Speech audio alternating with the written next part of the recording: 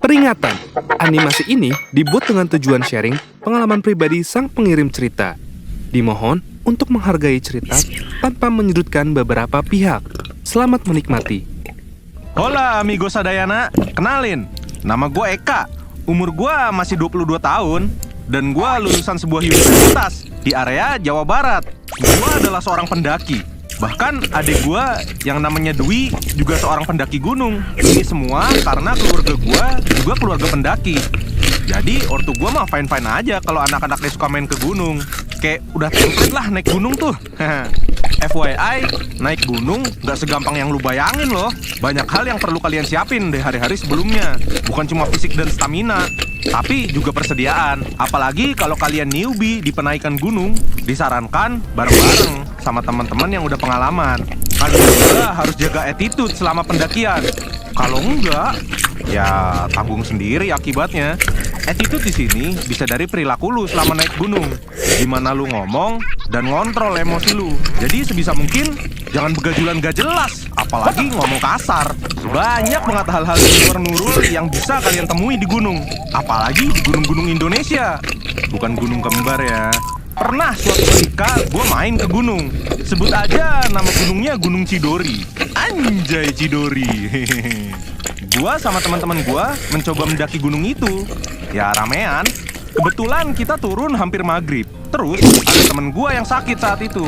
Sebut aja namanya Yayu. Akhirnya gue bopong si Yayu sambil jalan bareng yang lain. Terus gue inget omongan nyokap. Sebisa mungkin pas maghrib kalian udah turun. Atau minimal udah di pos lah. Karena katanya maghrib sampai isya itu adalah perpindahan jam alam. Makanya kenapa demit-demit tuh munculnya pas maghrib. Mungkin kalian pernah denger mitos kalau bocil tuh nggak boleh main maghrib-maghrib, ntar diculik kalong wewe. Ya itu alasannya. Tapi ya wallahu alam ya bos. Gue mah cari aman aja. Back to the story. Terus si pemandu kita tuh bilang, udah kita lurus aja katanya. Ya kita ngikut dong. Soalnya kita ke Gunung Cidori juga udah beberapa kali. Jadi udah lumayan hafal. Dan karena baterai headlamp kita juga udah mau habis, jadi kita agak buru-buru tuh. Setelah jalan beberapa lama, kok jalannya beda ya? Gue lihat kanan, temen gue lihat kiri.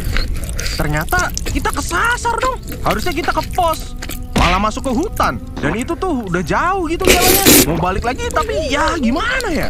Mana gue lagi bopong temen yang sakit pula. Nih badan rasanya udah kayak kesemutan di sekujur tubuh nih. Aduh. Makin lama makin dalam ke hutan. Kok bawaannya sayup-sayup gak jelas ya? Kayak ada yang ngamatin gitu di sekeliling gue. Untungnya ternyata di belakang kita ada orang lain juga tuh. Wah, alhamdulillah selamat, pikir gue. Setelah menghela napas lega, gue kira pahlawan, ternyata beban juga guys. Mereka juga kesasar. Elah, nyasar berjamaah ini mah. Untungnya lagi nih, ada yang teriak-teriak nyariin kita. Dan selamatlah kita dari hutan tersebut. Pas udah selamat, orang yang nyelamatin kita tuh bilang kalau tadi tuh selama di hutan ada kayak pasang mata gitu, nyala di tengah-tengah hutan. Entah tuh macan atau apa ya, tapi kayak mengaum gitu. Dan konon katanya kalau ada yang gitu jangan diikutin, karena bisa aja itu roh yang berniat mencelakai kita.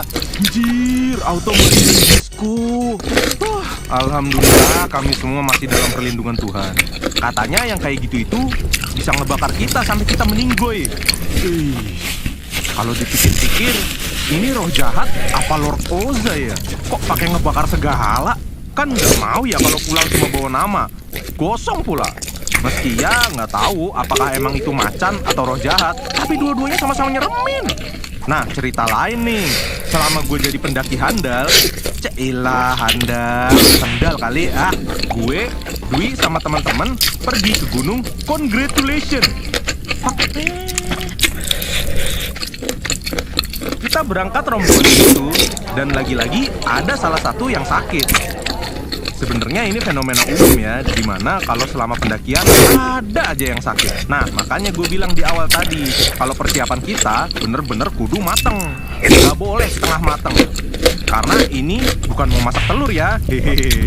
Bercanda. Soalnya kita nggak tahu apa yang akan terjadi di gunung. Siapa tahu ada gerbang isekai. Kan nggak pernah tahu. Kali ini yang sakit namanya Benny, temannya si Dwi. Benny ini udah beberapa kali naik gunung Congratulations. Cuma kali ini suasananya agak beda. Saat itu lagi hujan. Tahu lah kalau di gunung tuh dingin banget, apalagi kalau hujan. Begitu kita cuma bawa sleeping bag dan tenda seadanya.